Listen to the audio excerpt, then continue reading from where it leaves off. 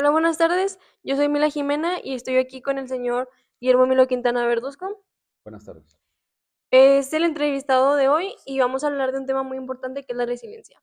La resiliencia para aquellos que no conocen el concepto, la resiliencia se trata sobre cuando una persona quiere salir adelante o se encuentra en una situación difícil y a partir de ahí quiere salir adelante, no porque no duela o no sea difícil, sino porque tú como persona te propones en querer salir adelante y estar mejor como persona. Y hoy vamos a hablar de algún suceso que a usted le haya pasado, que englobe un poquito sobre lo que es la resiliencia y cómo lo ha vivido. Y a partir de ahí, pues vamos a hacer una sección de preguntas, ¿ok? Muy bien, de acuerdo. Te voy a contar una historia de las que he tenido que tiene que ver cuando era estudiante en la preparatoria. Logré una beca para irme a estudiar a Japón. De eso estamos hablando de más de 30 años.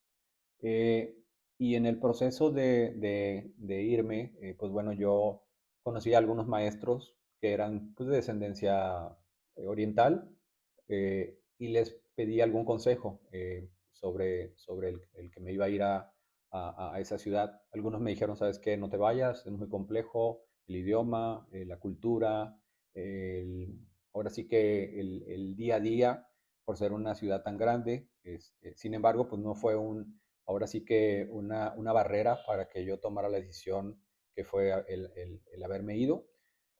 Obviamente que al principio cuando llegué a Japón, sí fue un fuerte, ahora sí que choque, porque pues bueno, de entrada no hablaban otro idioma más que el japonés.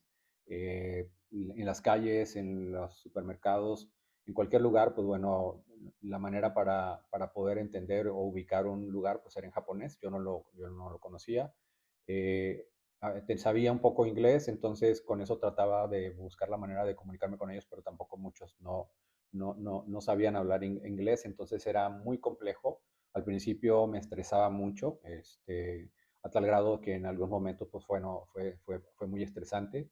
Eh, Igual, en la escuela en la que estaba también era todo en japonés, los maestros no hablaban inglés, entonces era muy complicado el idioma, la vida. El estar lejos de tus papás también. Aparte, eso también como que se juntaba, y de repente, pues bueno, uno se siente solo, se siente lejos y pues le da o tiene la necesidad, ¿no? De tratar de platicar con ellos. No podía hacerlo en aquellas épocas. Hablar por teléfono era carísimo, entonces pues trataba de hacerlo en lapsos de un mes, más o menos. Y pues bueno, eso hasta cierto punto también me desesperaba y llegó un momento en el que pues casi casi quería yo regresarme, ¿no? Pero afortunadamente con el paso del tiempo, pues bueno, fui adaptándome. Mis papás también me aconsejaron, entonces logré salir avante y aprender el idioma y regresar a México ya con un idioma como era el japonés.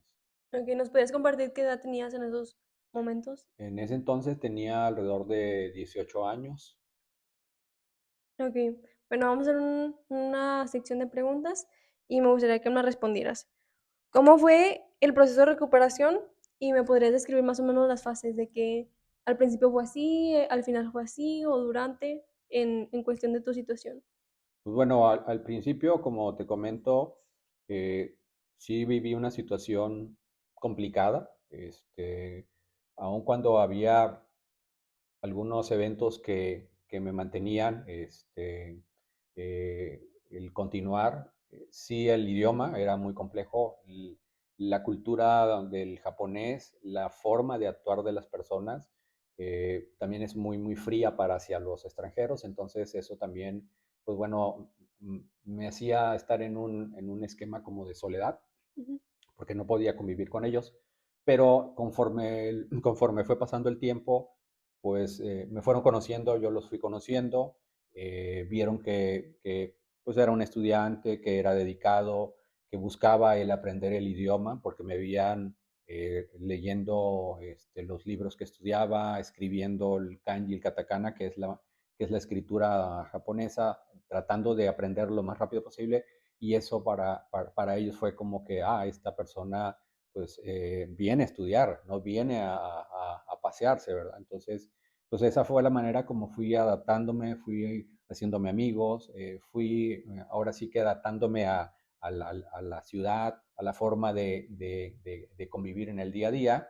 Y por otro lado, pues bueno, el convivir también con o hablar con mis papás en esos lapsos de tiempo que comentaba que eran más o menos en un rango de un mes, ellos trataban de darme ahora sí como que ese impulso, ¿no? Para continuar y para seguir adelante. Entonces, yo creo que la primera fase fue complicada, hubo una intermedia donde fue esa adaptación, el empezar a conocer, y conforme fui aprendiendo el idioma, fui conociendo a las personas, empecé a interactuar con ellos, fui logrando el poder salir avante y lograr que esa soledad, esa necesidad de tal vez en algún momento regresar, se esfumó, ¿no? Y me Ujú. dio más energía para continuar y aprender a lo que iba, básicamente.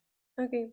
Bueno, otra pregunta es, ¿qué personas fueron tu red de apoyo en esos momentos? Ya sea desde antes, o sea, que alguien te haya dicho de que no, ¿sabes qué? Échale ganas, tú sí, pues, ve y toma esa oportunidad de ir a Japón, o ahí mismo cuando estás en Japón que tú digas de que no, esta persona realmente me apoyó, me escuchó, algo que nos puedas. Pues bueno, básicamente en el proceso de ir aprendiendo el idioma, de dedicarle el tiempo para aprenderlo, el que me veían algunos amistades de aquellos tiempos, compañeros, eh, que que me esforzaba mucho por tratar de aprender eso que te decía, que me ponía a hacer, en este caso, hojas, llenaba hojas con los kanjis, con el katakana.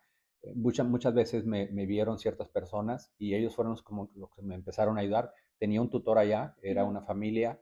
Ellos también se dieron cuenta de qué tan rápido empecé a comunicarme con ellos, porque al principio cuando llegué, pues yo no hablaba japonés, trataba de interactuar con ellos en inglés, pero era muy complejo.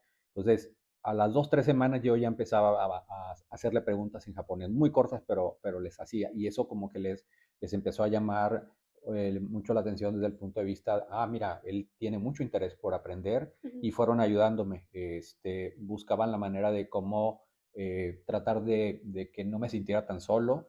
Me invitaban a sus reuniones ahí en su casa, en el dormitorio donde vivíamos, había un evento cada periodo de tiempo entre los grupos de estudiantes, y eso también buscaban la manera de que yo me acoplara a ellos. ujú, En el caso particular de los compañeros, algunos compañeros me ayudaron mucho. Ellos al principio, cuando yo no sabía moverme en Tokio, pues ellos me llevaban desde donde, desde el dormitorio hasta la estación, me explicaban cómo tenía que moverme en la estación, cuáles eran las rutas, los símbolos que representaban. Entonces ellos también me fueron dando como que esa semillita, ¿no? Mira, este tipo de, o estos de símbolos representan tal cosa, y de esa manera fui logrando. okey. Em, ¿Se buscó ayuda de algún profesional en ese tipo de momentos o? No, no, realmente yo creo que algo que sí me pasó como a los 6 meses, entré en una fase tal vez de recordar a mi familia, de querer estar con ellos. Fue en una Navidad, recuerdo. Para ese entonces yo iba a una iglesia, hay una universidad que se llama Sofía en Tokio, Ujú, que era una iglesia, es una universidad tipo con tendencias, ahora sí que religiosas un ujú, poco. Entonces había una iglesia, y yo me juntaba con algunas personas latinas. Allí estaba, en este caso, una persona que trabajaba en la Embajada de México. Lo conocí y nos hicimos amigos. Entonces, recuerdo que una vez, cuando me sentía ahora sí que solo, porque era Navidad, ya no se festeja la Navidad, no tenía forma de cómo comunicarme con mis papás, pues bueno, le hablé a esa persona y él me aconsejó, mira, hay que seguir adelante, hay que hacer esto. Me invitó en esa época a su casa, que era Navidad. ujú. Entonces conviví con su familia, ahí bueno, me aconsejó muchas cosas, cómo poder seguir adelante allí en Tokio, y bueno, eso me ayudó bastante. Okey. A partir de esta experiencia, ¿qué te dejó como aprendizaje o como lección? Pues bueno, como aprendizaje, algo que que yo considero y que se lo recomiendo a todos, no se, no se, ahora sí que eh, mm, lo vería así como que si te hacen si te alguien te da un consejo, pues hay que tomarlo como viene, ¿verdad? Y si es positivo, pues mucho mejor. Pero si tú tienes un propósito y alguien trata de buscar la manera, pues no buscar la manera, pero sí de darte una recomendación opuesta a tu propósito, yo lo veo como que hay que primero analizarlo muy bien, tomar lo positivo de ese consejo, pero si tú tienes un propósito, un objetivo, hay que hacerlo, hay que lograrlo, porque esa es la única manera para poder ahora sí que eh, posteriormente analizarte internamente y decir, ¿sabes qué? Lo que hice estuvo bien, lo que hice estuvo mal. En mi caso, pues bueno, yo siempre fui muy decidido a que tenía que lograr lograr aprender el idioma, lograr poder adaptarme a esa ciudad, y demostrar, ¿verdad?, que podía lograrlo. Entonces, mi consejo sería, con base en la pregunta que me haces, es busquemos todos los objetivos que nos ponemos en el camino, busquemos hacerlos. Siempre va a haber barreras, siempre va a haber tropiezos, pero esos tropiezos te ayudan a crecer más, esas barreras te ayudan a que saltes mucho más alto. Ujú. Entonces, pues yo lo veo de esa manera. Ok. Bueno, me gustó mucho tu experiencia y pues tomo de recomendación lo que tú acabas de decir, que pues es el salir adelante y no tomar los comentarios malos pues de manera negativa, sino que pues aprovechar lo que es bueno de ese tipo de comentarios y salir adelante.